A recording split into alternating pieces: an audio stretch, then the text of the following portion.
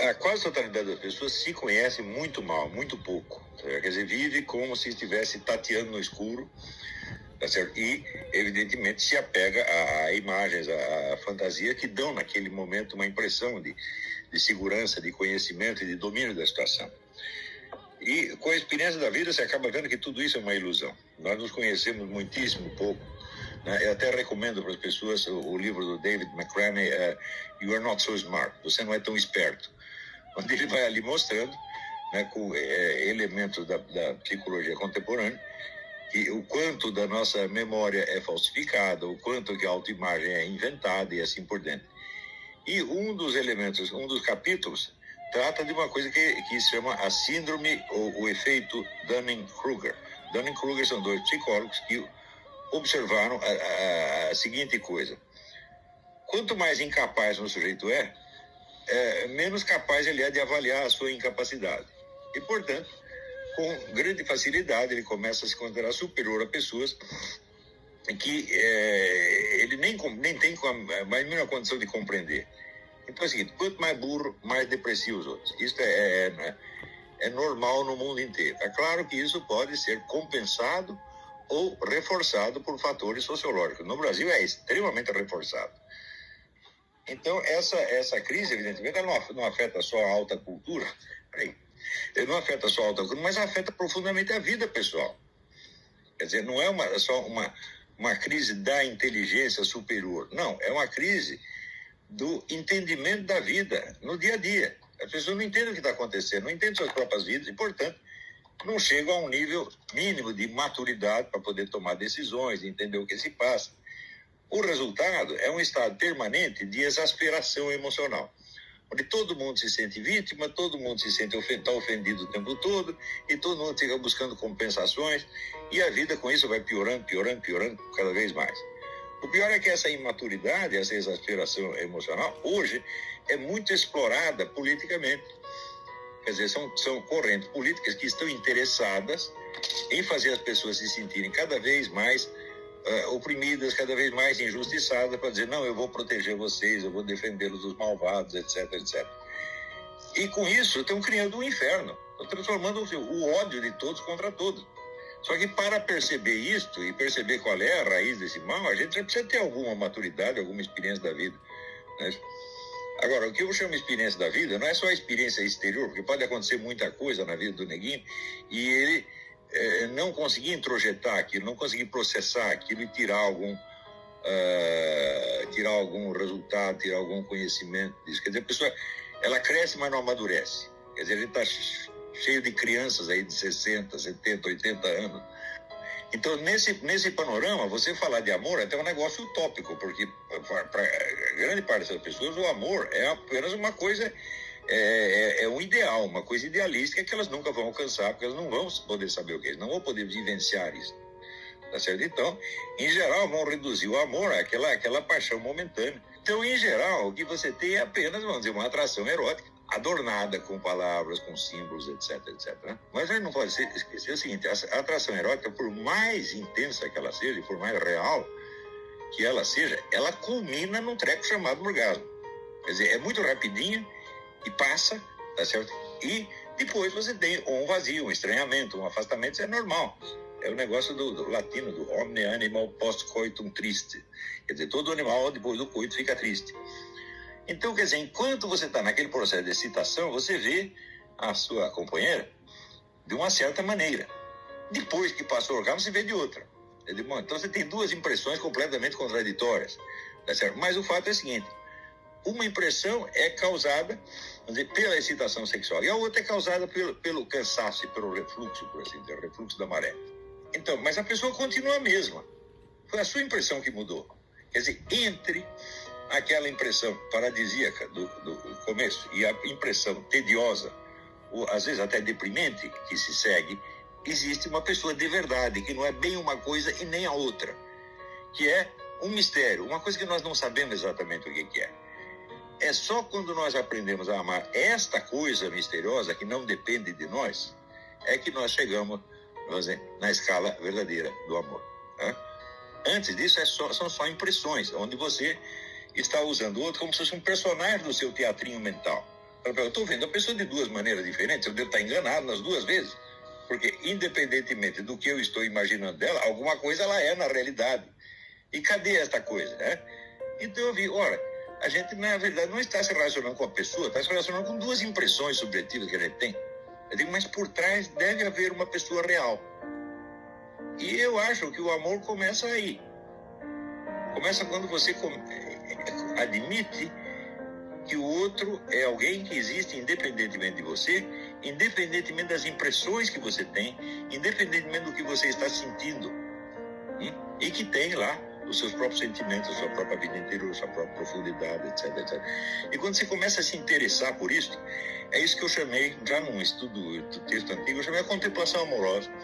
Quer dizer, você olhar o outro querendo que ele seja aquilo que ele é, sem você querer alterá-lo. Fala, não, eu quero saber quem é essa pessoa mesmo, de verdade, sem que a minha imaginação a altere, sem que a enfeite, nem a deforme, nem nada.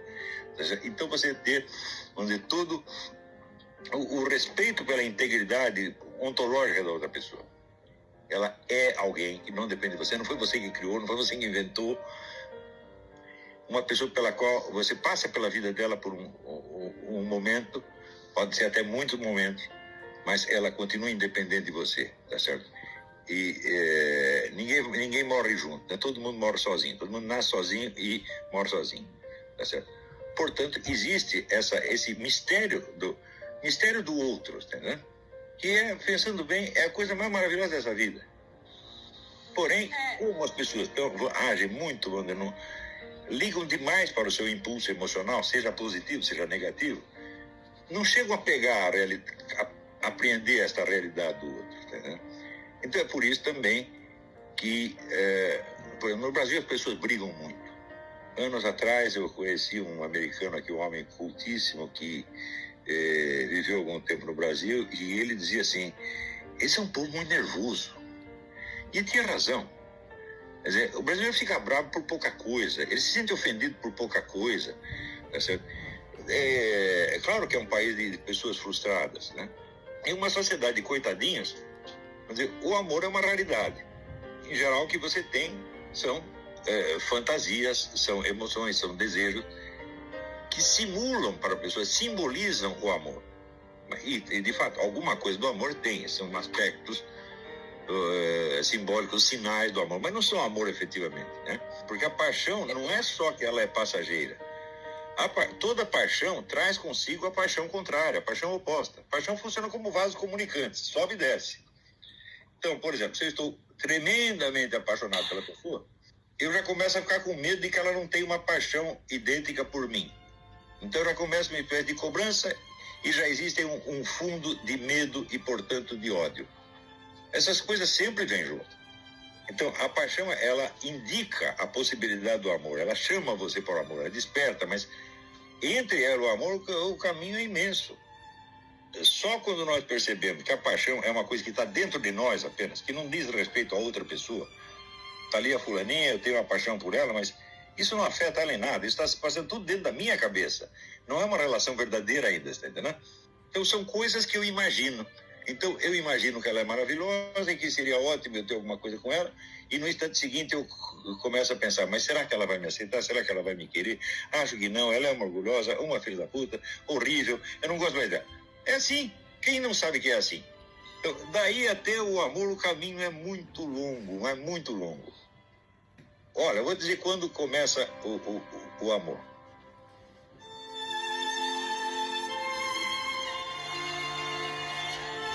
O amor começa quando você entende que o outro é um mistério inabarcável. É um mistério insondável. Eu vou te dizer por que é um mistério. Se você pensar assim, pensa uma pessoa que você gosta, pensa seu marido, sua mãe, o irmão. Veja como a imagem da pessoa que aparece na sua mente é simplificada e esquemática. Você não consegue fazer uma imagem, nem uma imagem física, assim, como se fosse fotografia.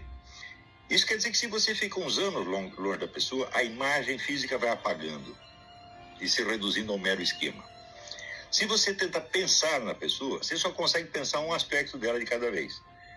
Por exemplo, você tenta visualizar a pessoa. Então você vai visualizar ela numa certa posição, com um certo uma certa roupa, fazendo uma certa coisa, mas ela não é só isso, ela tem uma vida inteira atrás.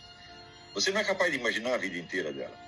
Então, isso quer dizer que tudo o que nós pensamos dos outros são aspectos, são fragmentos. Mas nós sabemos que existe uma pessoa de verdade por trás daquilo. A gente não se contenta com os fragmentos. Todos nós sabemos.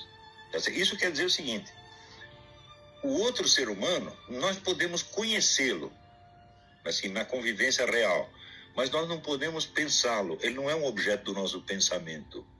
Está entendendo? Quer dizer que só conhecemos o outro na convivência real. Tudo que nós pensamos do outro é só pedaço, é fragmento. E se você tomar esse fragmento como se fosse a verdade, aí você está caindo na mentira. Se você não sabe que é só fragmento, isso quer dizer que o outro é uma coisa que é transcendente a nós. Ele está para além de nós, está para além do nosso pensamento, está para além do nosso alcance. E, no entanto, nós o conhecemos. Ele vem para nós convivemos. E no instante que convivemos, sabemos que estamos convivendo com uma pessoa inteira. A pessoa que tem toda, vamos dizer, a densidade de uma vida inteira. Ela foi gerada, ela nasceu, ela cresceu, ela sofreu, ela passou por mais isso, mais isso. Não dá nem para contar a história inteira do outro. Não dá para contar nem a nossa, quanto mais a do outro. E quando nós tocamos a pessoa ou a vemos, nós sabemos que tudo isso está lá. Nós não confundimos a pessoa real com a imagem que aparece na nossa cabeça. Então, isso quer dizer, o Kant dizia, existem coisas que nós podemos pensar, mas não podemos saber. Eu digo o contrário, ô cretino. Há coisas que você pode saber, mas não pode pensar. Coisas que jamais se reduzem a um conteúdo da sua consciência, porque são coisas que estão no mundo real e que só podem ser conhecidas no mundo real. E o outro ser humano é isso. Nós só podemos conhecê-lo na realidade dele, não no nosso pensamento. E por mais que você conviva com a pessoa, e por mais coisa que você saiba dela, você não esgota. Entendeu? Sempre existe uma realidade que está para além de você. E na hora que você vê isto, é que você quase se prosterna diante do mistério do outro. O que está aí é uma coisa ilimitada, uma coisa que eu não poderia inventar, uma coisa que eu não tenho capacidade de inventar, e que, no entanto, existe e fala comigo, tá certo? E tem um eu, e a gente, em certo momento, se encontra. Então, isto é uma maravilha da existência humana. Mas poucas pessoas chegam a desfrutar disso, por quê? Porque elas se apegam nas imagens passionais, positivas ou negativas, e ficam cultuando imagens que só existem na cabeça delas. Então não chega a captar esse mistério do outro, que é a maior maravilha que tem na vida humana. Bom, sempre que a gente tenta corrigir uma pessoa, em muitos casos nós estamos apenas tentando ajustar a realidade da pessoa a uma imagem que nós fazemos dela. Isso, evidentemente, nunca dá certo. Eu acho que para você começar a corrigir uma pessoa, primeiro você precisa saber o que ela realmente pode ser e o que ela realmente quer ser. E só adianta você corrigi-la em nome dessa esperança que já está dentro dela. Eu não posso forçar uma pessoa a ser o que eu quero que ela seja. Eu posso ela ser o que ela, no fundo, quer ser. É só isso que funciona. Agora, quando a gente vem com uma tábua de valores pronta, vem lá, etc, etc, e já quer ajustar o outro no código, tá certo? Nós já estamos trocando o concreto pelo abstrato. Eu digo, olha, você vem com o código mais maravilhoso do mundo, você vem com os 10 mandamentos, né? Daí o cara, isso aqui foi coisa de Deus, então a gente tem que obedecer, é um negócio sério, não é para brincadeira. E eu começo a vestir os 10 mandamentos no outro como se fosse uma camisa de força. Então você, na hora que fez isso, você já violou os 2 primeiros mandamentos. Primeiro mandamento, amar a Deus sobre todas as coisas. Amar a Deus é o seguinte, você para pensar quantas vezes você pensou coisas contra Deus. Você culpou Deus do que te acontece. Todo mundo faz isso. Enquanto a gente não parar de fazer isso, é ridículo dizer que está amando Deus. Né? Então, mais certo é dizer, nós estamos odiando Deus a maior parte do tempo e, ao mesmo tempo, dizendo para nós mesmos que nós deveríamos amá-lo. Então, nós temos que, primeiro, examinar a nossa mente, a nossa formação, o nosso subconsciente, para ver quantos elementos demoníacos de revolta contra Deus existem ali dentro. E a gente removendo um por um. Aí você começa a aceitar, tá certo? O bem que Deus está te fazendo, que você não sente normalmente, porque o bem que Deus faz é a natureza das coisas. Ele não precisa estar inventando um bem novo a cada momento. A simples existência né, que provém dele, já é o primeiro do benefício. Eu não poderia me dar a mim mesmo a existência. Esse é o primeiro. Então, na medida que a gente começa a perceber o amor divino funcionando na nossa vida, aí nós começamos a ter um pouco de amor a Deus. Na hora que tem um pouco de amor a Deus, a gente começa a ter um pouco de amor a nós mesmos, porque toda vez que você cospe em Deus, está acertando em você mesmo. Então, nós vivemos numa espécie de sadomasoquismo permanente, né? A hora que para com esse sadomasoquismo e você começa a ter um pouco de amor a Deus, aí você tem um pouco de amor a você mesmo, e daí dá até para você amar o próximo. Quer dizer, que era uma coisa da liberdade humana, alguém me sacaneou, não foi Deus que me sacaneou, foi o seu fulano, tá certo? E a gente, como se sente vítima inerme, se acaba culpando a Deus, e isso só atrapalha a sua relação com você mesmo. Porque o fato é o seguinte, nós só nos conhecemos através de Deus, né? É só Deus que se conhece. Você está entendendo? O que é que Deus fala na Bíblia? Moisés pergunta, quem é você? Ele diz, eu sou o eu sou. Isso quer dizer que Deus é um ente totalmente personalizado. Nele não existe nada de estranho a ele, como existe em nós. Nós temos elementos hereditários, culturais, educacionais, linguísticos, todos que vieram de fora e que nós vamos incorporando e que não são nós. O que é pessoal em nós é só um tiquinho. O resto é tudo impessoal. Agora, em Deus não existe isso. Não tem nada de estranho. Em Deus não existe nada de estranho ao próprio Deus. Então, ele é um eu na plenitude do termo. E nós só somos um eu, por assim dizer, por procuração. Eu falo, eu sou assim, assim, assim. Bom, mas e tem lá o meu subconsciente, que eu não conheço. Tem a minha herança genética de milênios, que eu também não conheço. Tem tendências que estão lá no meu subconsciente que eu não conheço. Tem hábitos que eu adquiri que eu já nem lembro mais. Tem ideias que vieram de fora que eu incorporei e disse que são minhas, mas eu nem sei de onde saíram. Então, nós somos muito imperfeitamente personalizados. E essa é a nossa dificuldade para amar as outras pessoas. Porque nós tendemos a ver as pessoas também por estes mesmos esquemas substitutivos. Quer dizer, na falta, vamos dizer, de um eu forte, consciente, né, mais personalizado, nós criamos, então, imagens, cacuetes, opiniões, etc, etc. E é isso através desta máquina infernal que nós vemos os outros. Então, os outros se transformam em instrumentos do nosso prazer e da nossa dor.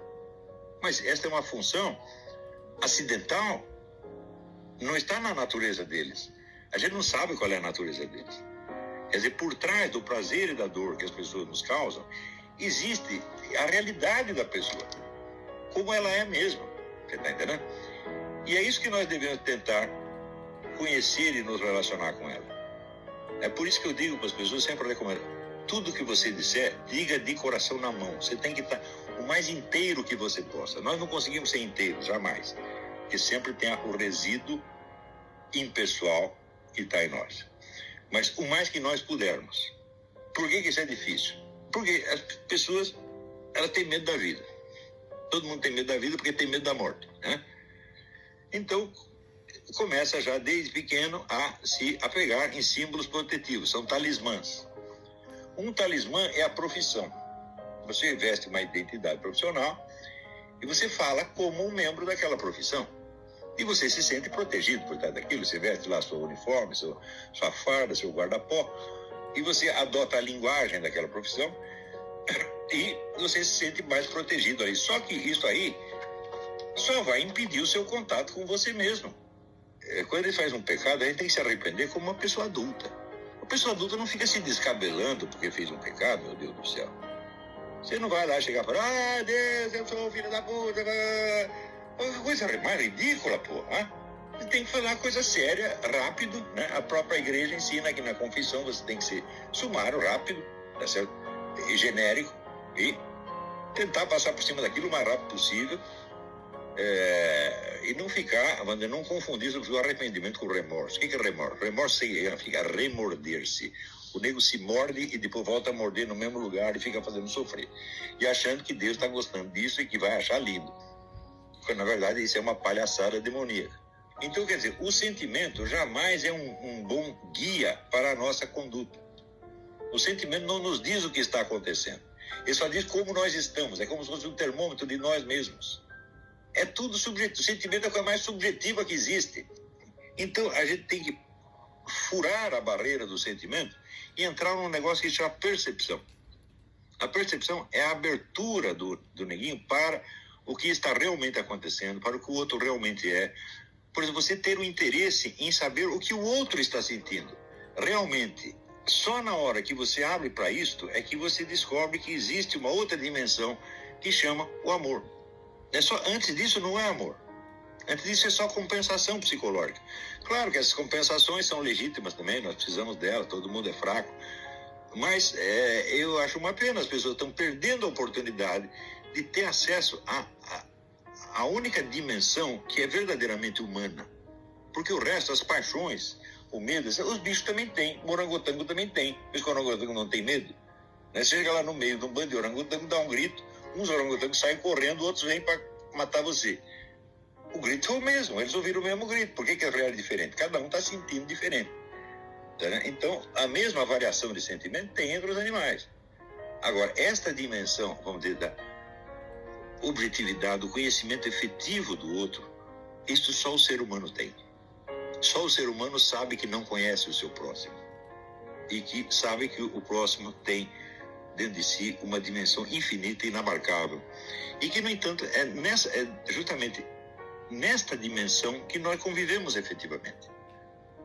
Onde há uma convivência real, tá certo? Então, são duas pessoas inteiras que estão convivendo, não são só dois recortes subjetivos. Então, por exemplo, se você tem saudade de uma pessoa que está ausente, você se contenta em ter um recorte subjetivo dela só para você? Uma recordação, uma fotografia? Não, você quer a pessoa real. E se vier só a pessoa fisicamente? A pessoa está lá morta, eu trago o cadáver e falo, você está com saudade do fulano, está aqui. Serve? Não serve. Né?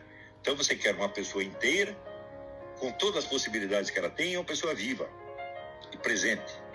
Só que para você ter a pessoa viva e presente, a primeira coisa é não confundi-la com as imagens que você tem dela. E está sempre aberto, e ter isso aqui chama o verdadeiro respeito. O que quer dizer respeito? Respiciere, quer dizer olhar de novo, e olhar de novo, e olhar de novo, em vez de ficar pensando. Você ser receptivo àquilo que vem da pessoa, e não ao que você pensa dela. Então, para a gente chegar nisso, é preciso ter vivido o suficiente para daí para você querer viver a vida real. Você não querer mais sonho. Mas quando você vai dormir, tem um filósofo francês chamado Alain, ele dizia, ninguém conseguiria dormir se não acreditasse que todos os problemas podem ficar para amanhã.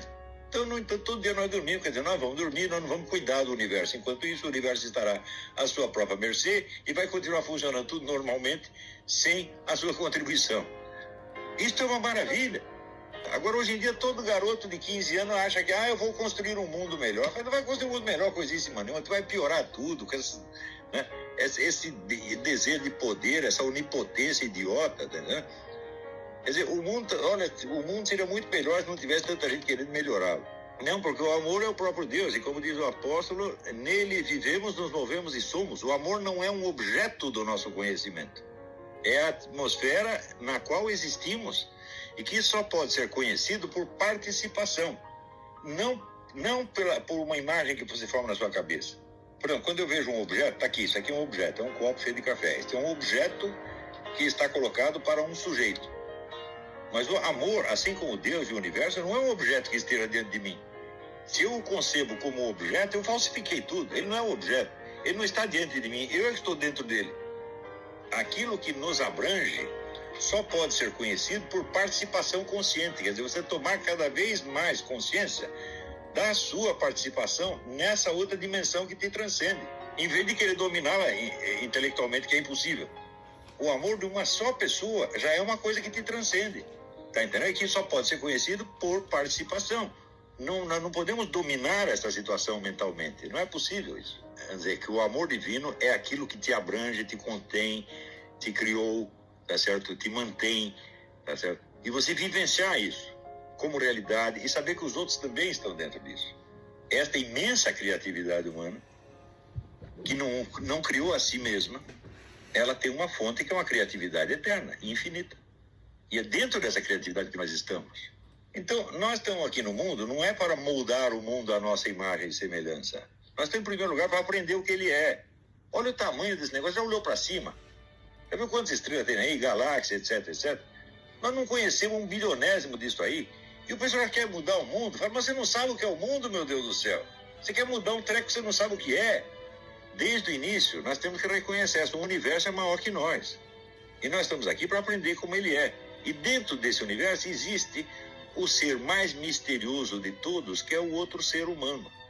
Que nós não sabemos como ele é. E pior, nem temos a curiosidade de saber, já queremos moldá-lo desde o início, de acordo com as nossas necessidades. Daí dá tudo errado, evidentemente.